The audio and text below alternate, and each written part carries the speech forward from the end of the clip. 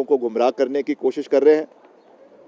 जिस तरीके से कभी रजवाड़ा शाही के ऊपर बात करते हैं, कभी जो है वो राम टेम्पल की बात करते हैं, कभी हिंदू मुस्लिम की बात करते हैं। इस तरीके से जो लोगों को बांटने की कोशिश करी जा रही है। हिमाचल प्रदेश के लोग पढ़े लिखे हैं, हिमाचल प्रदेश के लोग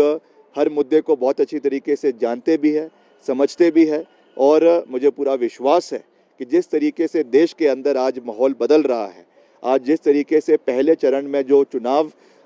दक्षिण भारत में हुए हैं, नॉर्थ ईस्ट भारत में हुए हैं, उसमें जो परसेंटेज ऑफ वोटिंग में एक बहुत बड़ा फॉल आया है, वो इस चीज़ को दर्शाता है कि जो प्रो गवर्नमेंट और प्रो बीजेपी वोटर्स हैं, उनमें एक बहुत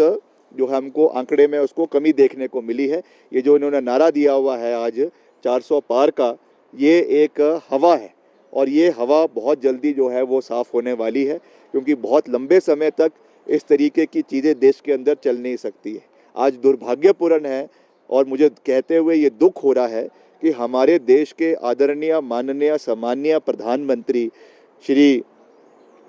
नरेंद्र मोदी जी, जिस तरीके की उन्होंने भाषा और जिस तरीके की उन्होंने शब्दावली का प्रयोग बांसवाड़ा के राजस्थान में अपने अभिभाषण में किया, जहाँ पे उन्होंने मंगलसूत्र का जिक्र किया, जहाँ पे उन्होंने देश के एक समुदाय को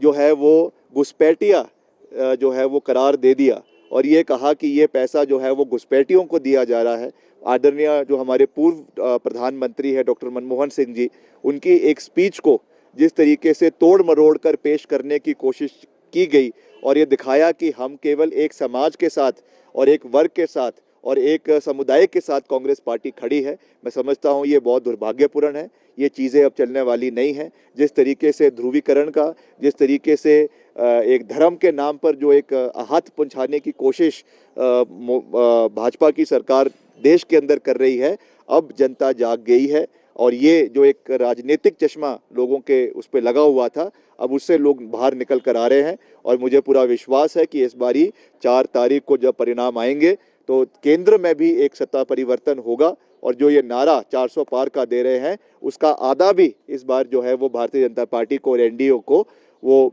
जो है वो उनको मिलने वाला नहीं है। आप कुछ पूछना चाहते हैं तो पूछ सकते हैं। दोनों पक्षों की मैप जो है वो मंडी संसदीय क्षेत्र, क्योंकि हिमाचल प्रदेश का 2/3 2/3 जोग्राफिकल एरिया है, जिसमें कर्मचारी भी आते हैं, हमारे एक्स सर्विसमैन भी आते हैं, हमारा यूथ भी आता है, महिलाएं भी आती है, और हर वर्ग के लिए जो कार्य हमने किए हैं वो भी, और जो हमने करना है आने वाले समय में, उसका भी हमने एक पूरा रोड मैप बनाया है। सबसे महत्वपूर्ण चीज़, क्योंकि जो मंडी शहर है वो पूरे संसदीय क्षेत्र का दिल है, और उसको मजबूत करना सबसे महत्वपूर्ण है। इसलिए जो मेरा बतौर चुनाव जीतने के बाद बतौर सांसद जो नंबर 1 प्राथमिकता रहेगी, वो मंडी शहर को जो है वो स्मार्ट सिटी के अंतर्गत जोड़ने की रहेगी। This will be my number 1 priority. मैं अभी प्रदेश में वर्तमान में अर्बन डेवलपमेंट मिनिस्टर भी हूँ, और मैंने इस विषय को अपने डिपार्टमेंट के साथ भी टेकअप किया है चुनाव के पहले, और केंद्रीय जो हमारा अर्बन डेवलपमेंट डिपार्टमेंट है उसके साथ भी इसको टेकअप किया है, और इसको हम पूरा प्रयास करेंगे कि चुनावों के बाद मंडी को जिस तर्ज पर शिमला और धर्मशाला को स्मार्ट सिटी प्रोजेक्ट मिला है, हम इसको मंडी से जोड़ेंगे। मंडी एक बहुत ही ऐतिहासिक नगरी है, जहाँ पे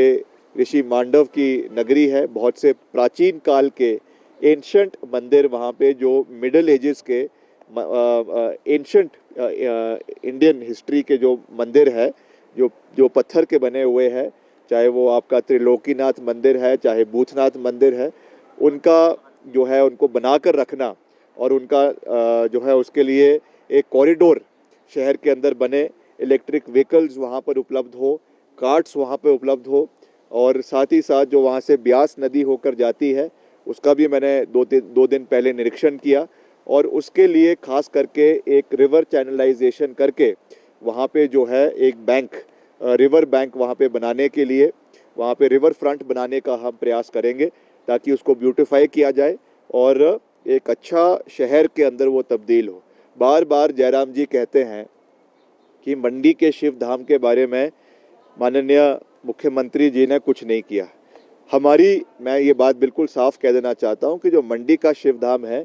उसको बनाना भी सरकार की प्राथमिकता है, मगर उसके लिए जो इन्फ्लेटेड बजट पूर्व सरकार द्वारा बनाया गया था because of the financial crisis that the state is bearing today, वो अभी उसको हम पूरा नहीं कर पाए हैं। मगर इसमें अगर कोई एक्सटर्नल एडेड प्रोजेक्ट एडीबी के माध्यम से या वर्ल्ड बैंक के माध्यम से या किसी भी प्रोजेक्ट के माध्यम से पैसा मिलता है तो we stand committed to complete it. मगर उनकी विजन में, जो जयराम जी का विजन है और हमारा विजन है, वो अलग है। जयराम जी चाहते हैं कि एक कंक्रीट जंगल जो है वो बिल्कुल मंडी की चोटी के ऊपर बनाया जाए। वेराज हमारा विजन ये है कि नए मंदिर बनाने के बजाय जो पुराने मंदिर है, जो प्राचीन काल के मंदिर है, एंशिएंट टेम्पल्स है, जिसकी अपनी एक वर्ल्ड हेरिटेज साइट से, यूनेस्को से जो प्रोटेक्टेड साइट्स है, उनको अगर हम बेहतरीन करेंगे और हम कॉरिडोर्स अलग अलग मंदिर के साथ जोड़ेंगे तो वो ज़्यादा बेहतर रहेगा। क्योंकि अगर कोई भी बाहर से टूरिस्ट और ख़ास करके अंतर्राष्ट्रीय टूरिस्ट आता है तो उनकी जो आकर्षण का केंद्र होता है वो एंशिएंट मंदिर होते हैं या एंशिएंट जो हमारे हिस्टोरिकल